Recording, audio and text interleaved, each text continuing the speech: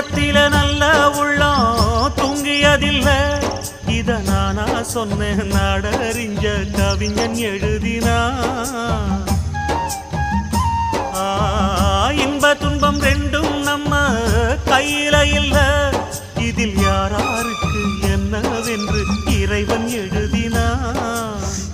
கல்லடிய வாங்கிக்கணும் காய்ச்ச மறந்தான், சொல்லடிய தாங்கிக்கணும் நல்ல மனந்தான்.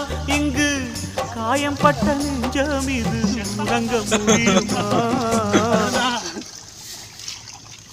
என்ன வேலை அது, என்ன வேலை மன நிம்மதினா, இங்கு என்ன வேலை?